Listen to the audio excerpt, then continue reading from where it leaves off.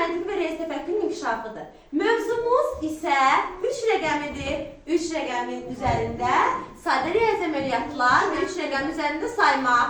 Uşaqlar, gəlin 3 rəqəmini göstərək. Gəlin ilk növbədə sayaq çəkilək. 1, 2,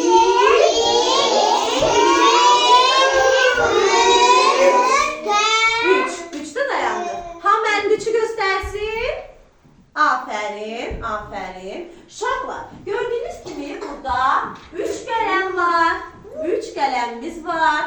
Daha sonra burada 3 alət tablosu var. Baxın, Barbie'dir, digər Barbie'dir, qız Barbie, oğlan Barbie və balaca Barbie oğlan var. 3 nəfərdirlər onlar da. Uşaqlar, daha sonra burada həndəsi figurlar var. Həndəsi figurlardan 3 rəqəmini sayacağıq birazdan. Və burada çox maraqlı bir səhnəciyimiz var. 2 siçan var və bir dənə də baba. Düzdür, aferin sizə. Birazdan bu səhnəciyimizə keçid eləyəcəyik. Uşaqlar, başqa 3 rəqəmi nəyə aiddir? Bayrağımızda neçə rəng var? 3 rəng var. Düzdür. Gəlin uşaqlar, 3 rəqəm üzərində toplama əməli yerinə yetirək. Birin üstünə bir gələndə neçə eləyir? 2. Aferin sizə. Bəs 2-nin üstünə bir gələndə neçə eləyir? 3. Aferin sizə, düzdür. Uşaqlar, bəs 0-ın üstünə 3 gələndə neçə eləyir? 4. Yox, 3 eləyir. 3 eləyir. Çünki uşaqlar 0 boş ədəddir. Yəni heç nə deməkdir 0. 0-ın üstünə hansı rəqəmi gəlsə, yenə də həmin rəqəm eləyir. Uşaqlar, gəlin səhnəciyimizə keçək. Hə, uşaqlar, keçək səhnəciyimizə. Gəlin keçək. Ama biraz beğendim. Şirindiler. Şirindirlər. İndi hamı mənə diqqətlə qulaq assın. Maraqlı bir nağılımız var.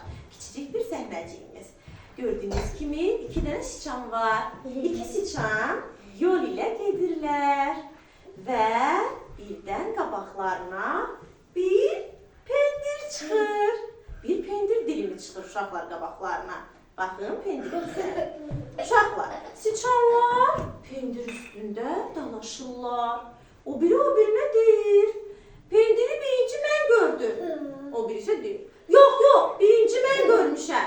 O mənim pendirimdir. Bir-birləri ilə dalaşırlar, dalaşırlar. Ömər bizi aralamağa gəl, görsün uşaqlar. Deməli, pendiri birinci kim gördü üzrə mübahisə edirlər pendiri əldə etmək üçün. Pendiri ikisinden birinci gördüm. Ay, o ikisi də ama ən birinci görür. En türlü. Onu paylaşayım. Aferin Fatih, yanlış değil Fatih benim. Uşaqlar, paylaşmalıdırlar pendiri. Olmaz. Aferin Zəhriyə, düzdür, Zəhriyə bir dalaşmaq olmaz. Aferin, paylaşmalıdır. Gəlin görün uşaqlar, pendiri necə paylaşacaqlar bəs. Deməli, siçanlar mübahisə etməklərində. Şimdi gəlir baba. Baba gəlib onları aralayacaq. Görək niyə dalaşırlar onlar. Pendir üstünden. Aha. Çünkü pendiri çok seviyorum. Ay, siçanlar pendiri çox sevirlər. Aferin. Baba gəldi. Siçanlara yaxınlaşdı. Nə olur?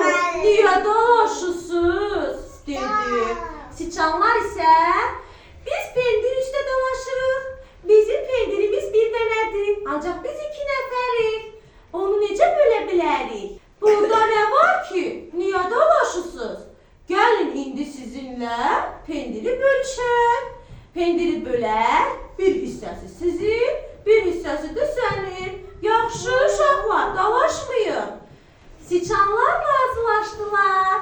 Pendiri baba onlar üçün 2 hissəyə böldü və onlar da sevincək pendir əllərində oynaya-oynaya getdilər. Nağılımız maraqlıdır uşaqlar. Deməli nağılımızda neçə nəfər var idi? 3 nəfər var idi. 2 siçan və bir baba. Uşaqlar 3 dairəsində sadə riyazi əməliyyatları